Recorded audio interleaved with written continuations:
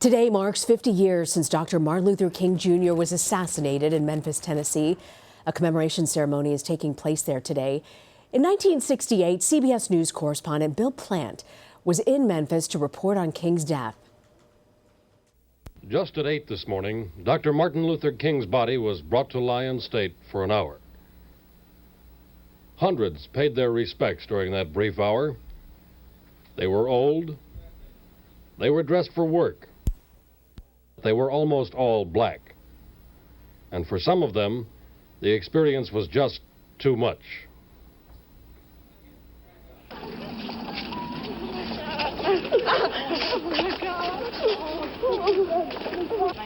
Reverend Ralph Abernathy, Dr. King's closest friend in life.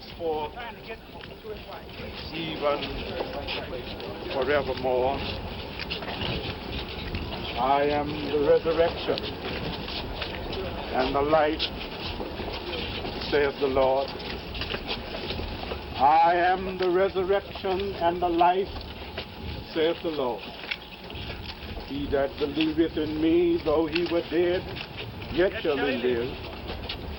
And whosoever liveth and believeth in me shall never die.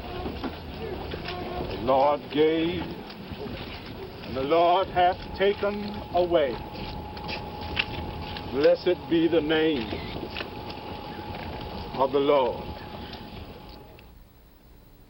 The plane had come from Atlanta bearing Mrs. King. There were police and National Guardsmen at the airport with rifles and shotguns and riot sticks to hold back the crowd of newsmen and spectators. After some delay, the casket was placed aboard for the last journey home to Atlanta. And late today, a judge in Memphis approved the march which Martin Luther King had planned to lead next Monday. Bill Plante, CBS News, Memphis. And he joins us now from Washington. Bill, I want to ask you about your coverage of the assassination. What do you remember from that day?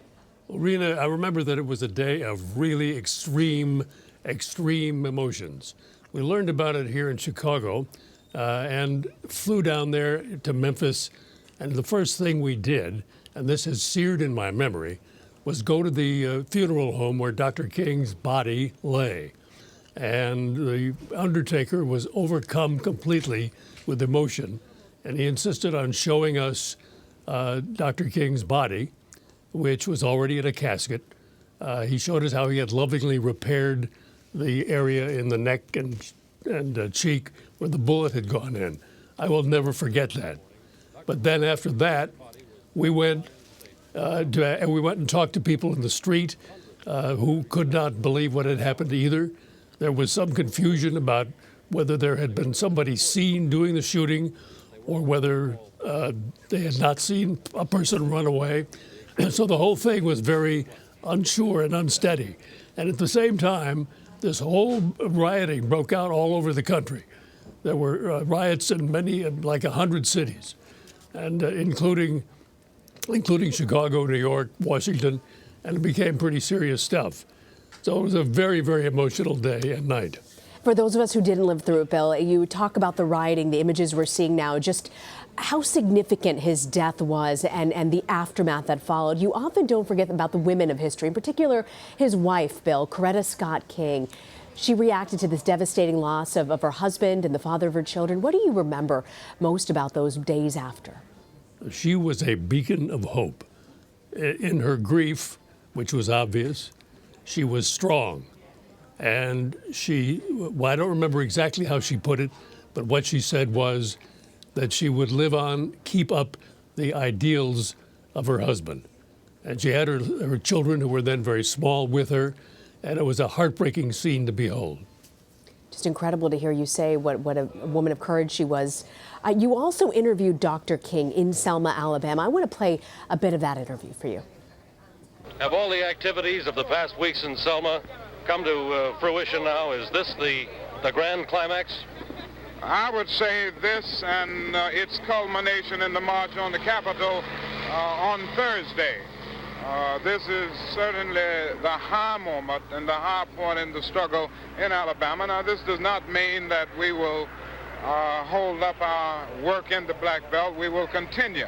But I would think that this whole experience, this march, which will culminate in Montgomery on Thursday, represents a real high point in our movement.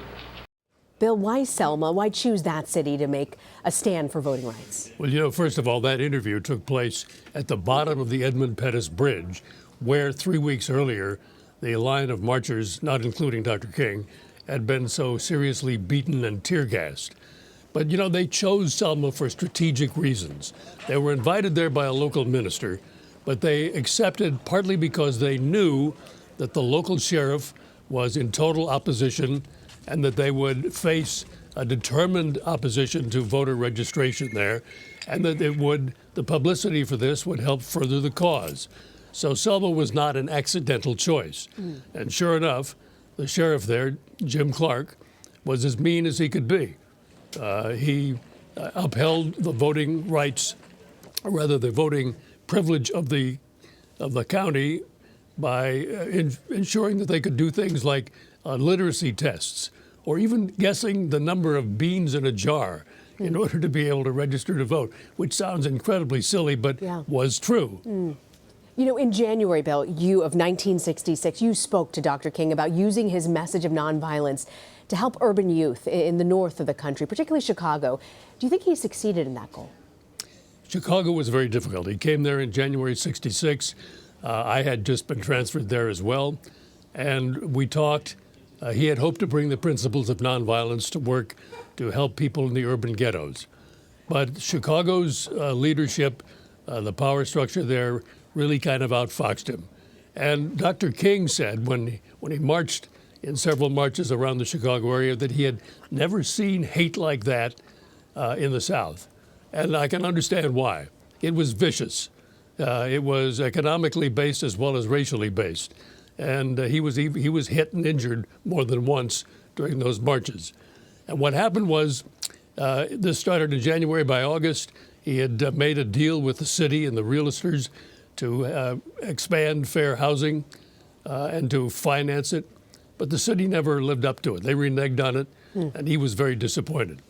You know, Bill, what stands out to me as someone who didn't live through this, from what I've read in history, the last night of his death, he made this extemporaneous speech where he says, "And I have seen the promised land. I might not get there with you, but I want you to know tonight that we as a people will get to that promised land." 50 years later, what do you make of where this nation has come? Those prophetic words could not have been more to the point that night. We may not get there. I may not get there, but we will get there. But they haven't gotten there yet. We as a society haven't gotten there yet. So much has been accomplished in many ways, but so much remains to be done. The amount of economic and educational inequality in this country is still far, far higher than you would expect after 50 years of the voting rights movement and the freedom movement. Bill, you look at politics today and just how polarized it is because you covered Dr. King, you interviewed him, you were there on the ground. What do you think he'd make of America today? I think he would see it as a case of something that needs to continue to heal, because he was all about healing. Bill Plante, just incredible watching that footage of you, Bill, and interviewing him, and the fact that you were there on the ground. So grateful that you could join us today. Rena, thank you. Bill Plante, thank you for your insights.